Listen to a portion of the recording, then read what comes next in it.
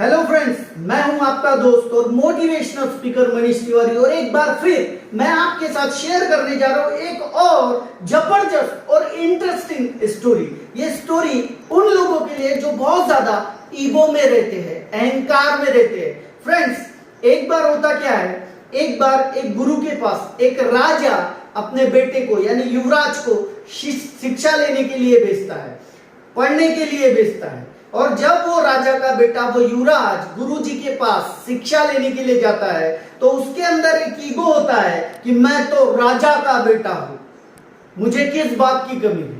और जैसे जैसे उसकी शिक्षा कंप्लीट होती है वो बाकी बच्चों को, जो गरीब घर के बच्चे आते हैं उस गुरुकुल में, उनको वो एकदम तुच्छ नजरों से देखता है, गिरी हुई नजरों से देखता है। ऐसा लगता है कि वो उन बच्चों से बहुत ज्यादा अमीर है और वो बच्चे एकदम छोटी गिरे हुए लोग हैं। और ऐसा करके धीरे धीरे समय जाता है और एक टाइम ऐसा आता है जब गुरुजी को गुरु दक्षिणा लेनी होती है सभी स्टूडेंट से, यानी सभी बच्चों से अपने।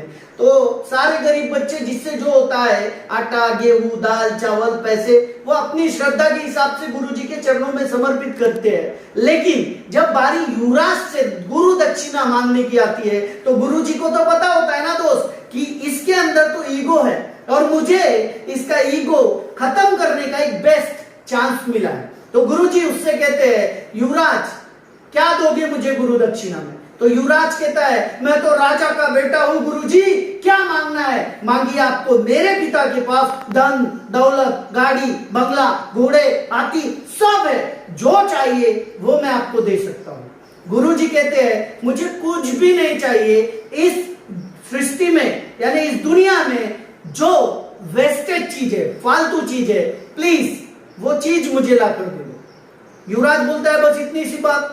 अरे बहुत सारी चीजें दुनिया में फालतू है, मैं अभी ला कर देता हूं आपको। दौड़ कर जाता है, पास में कुछ कंकड़ पड़े होते हैं, कंकड़ को जैसे उठाता है कंकड़ में से आवाज आती है फ्रेंड्स कि तू मुझे वेस्टेज समझ रहा है, फालतू समझ रहा है। ऐसे इसी कंकड़ को जोड़ जोड़कर बड़े बड़े पहाड़ बनते हैं और उन्हीं पहाड़ों से इंसानों की रक्षा होती है, बारिश से, तूफान से और हवाओं से।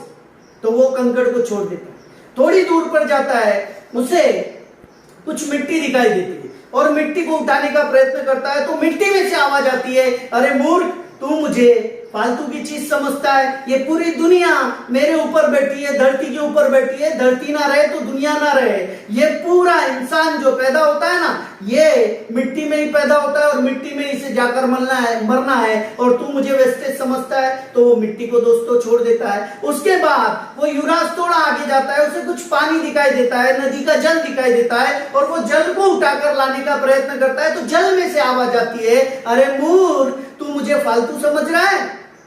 इंसान बिना खाना खाए 10 दिन 15 दिन रह सकता है, लेकिन बिना पानी पिए 1 घंटा भी नहीं रह सकता। और पानी की जरूरत इंसान की जिंदगी से जुड़ी हुई है और तू मुझे वेस्टेज समझ रहा है, फालतू समझ रहा है। वो पानी को भी छोड़ देता है फ्रेंड्स। थोड़ा आगे जाता है, उसे कुछ घास दिखाई देती है, घास तोड़ने का प्रयत्न करता है तो गाय बाजू में खड़ी होती है और गाय आवाज निकालती है, अम्बा।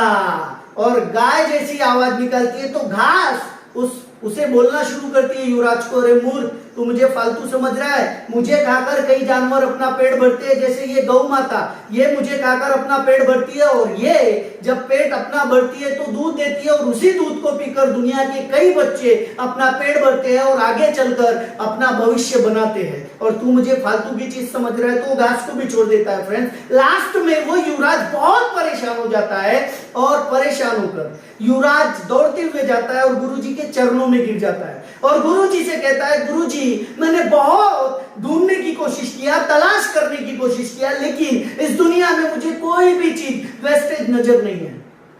तो गुरुजी उसे समझाते हैं, बेटा, इस दुनिया में अगर कोई चीज वेस्टेज है तो वो है इंसान के अंदर का अहंकार। अहंकार जब तक आदमी के अंदर है उसे ऐसा लगता है हर एक चीज वेस्टेज है। तेरे अंदर का अगर अहंकार तू त्याग दे, तुझे हर चीज काम की नजर आएगी। तो फ्रेंड्स, इस कहानी से हमें सीख मिलती है कि अहंकार अगर हमारे अंदर है, ईगो का मतलब होता है इनकम गो, और अकड़ इस शब्द में कोई मात्रा नहीं होती, लेकिन अकड़ हर किसी में कुछ न कुछ मात्रा में होती है। फ्रेंड्स, कहते हैं समुंदर को बस इतनी सी बात खल गई कि एक कागज की नाव मुझ पर कैसे चल गई। अहंकारी इंसान को कभी यह रास नहीं आता कि कोई उसके आगे निकले या उसे ओवरटेक मारे। तो फ्रेंड्स, अगर हम अहंकार करना चाहते हैं तो किस बात का करना चाहते हैं? हमें पैदा किसी और ने किया, जन्म हमें किसी और ने दिया, हमारा पालन पोषण कोई और करता है, हम जब बीमार होते हैं ट्रीटमेंट कोई और करता है, हमें नौकरी कोई और देता है, मरने के बाद शमशान कोई और लेकर जाता है, चीता को अग्नि कोई और देता है, सब कुछ दूसरे करते हैं। अहंकार किस पर?